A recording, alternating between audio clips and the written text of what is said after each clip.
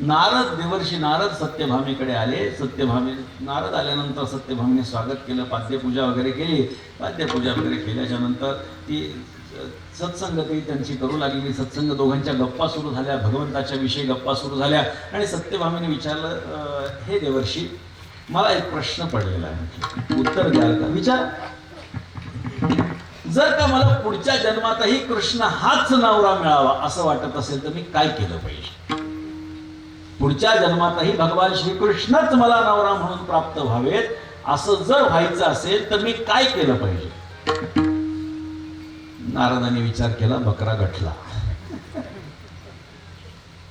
काही अवघड नाही म्हटलं. आता नारदांना सांगता आलं असतं की वटपौर्णिमेच्या दिवशी वडाला प्रदक्षिणा घाला, त्याला दोरा बांधा. स्त्रिया करतात ना वटपौर्णिमेच्या दिवशी, दोरे बांधतात आणि काय म्हणतात, जन्मोजन्मी मला हाच नवरा मिळतो. ते एकाने फार सुंदर सांगितलं. असं का म्हणे की स्त्रिया असं का मागतात की जन्मोजन्मी हाच नवरा मिळतो, असं का मागतात? त्यांनी सांगितलं, ऐकून घेणारा असा दुसरा मिळणार नाही म्हणून.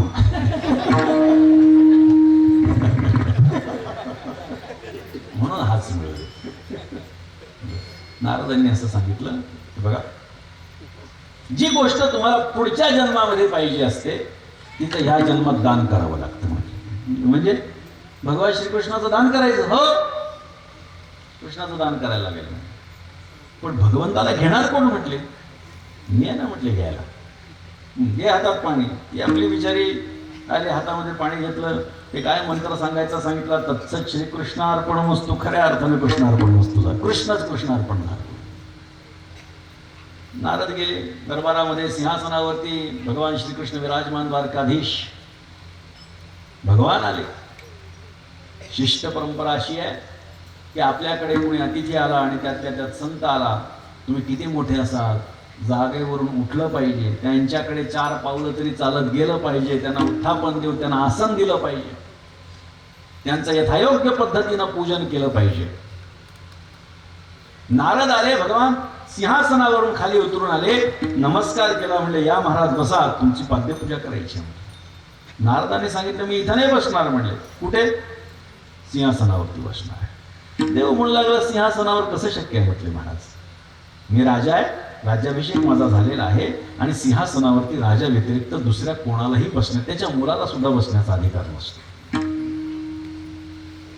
माझ्यापेक्षाही उच्च आसन तुम्हाला देतो. म्हटले, मी लगेच करायला सांगतो. नारदांनी सांगितलं, बसेल तर तिथंच बसणार. भगवान समजून सांगू लागले, शक्य नाही, मी राजा आहे, राजा सर्वोच्च असतो. नारदांनी विचारलं, राजाचा जर कोणी मालक असेल तर हा तो बसू शकतो म्हणे. मग भगवंतांनी सांगितलं, मग मी तुझा मालक आहे, तुझ्या बायकोनं मला तुला अर्पण केल्याचं सरळ बाजूला म्हणले, मला बसू. भगवंताच्या वा म्हटलं. भगवंताच्या लक्षात आलं, काय भगवंताला नाही लक्षात येणार अशी शक्यताच नाही. सगळं या म्हटले, महाराज बसा. बसवलं सिंहासनावरती. मस्तपैकी पायावर पाय टाकून मस्तपैकी नारद बसले, इकडं तिकडं बघू लागले, आनंद भोगू लागले की कसं असतं राजाचं राजेपण. विणा आपला खांद्यावरती, विणा विसरून गेले वाजवायचा. देव म्हणू लागले, भगवंतांनी सांगितलं, द्या महाराज, विणा सांभाळू का? म्हणजे तुमचा. हा, मग लक्षात आलं. नाही म्हटले, याच्या भरोशावर तुला प्राप्त केलंय. म्हटले, भांडवलच गेलं तर कसं काय, मुद्दल गेली तर कसं काय म्हणले धंदा व्हायचा? नाही, एक तुला सेवा करायची आहे ना, चल म्हणले, मला जरा बाजारात फिरून यायचंय, त्या माझ्या चपला घे म्हटले. नारदांनी स्वतःच्या चपला काढल्या. काही नाही म्हणले, डोक्यावर घ्या आणि माझ्या मागे मागे. भगवान आहेत महाराज ते. नारदाच्या पादुका डोक्यावरती घेतल्या आणि नारद गावभर हिंडू लागले.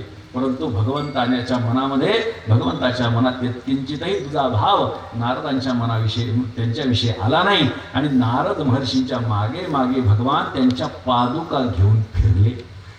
मला काय सांगायचंय, सत्यभामादान करी हुजूर नाही अंगीकारी, सेवकाच्या श्री धरणी चाले पादुका. का पादुका धरून चालतायत? कारण मुखामध्ये अखंड नारायण नारायण परमात्म्याचं नाम नारदांच्या मुखामध्ये अखंड आहे. आणि म्हणून त्यांची पात्रता, म्हणून त्यांची चप्पल. आणि हा उपटसुंबा म्हणतो की माझी चप्पल सांभाळू शकला नाही तर देव काय? असं होऊ शकत नाही. देवाला तुम्ही मानत नाहीत म्हणजे तो नाही असं नाहीये. तुमची पात्रता तिथपर्यंत पोहोचण्याची नाहीये.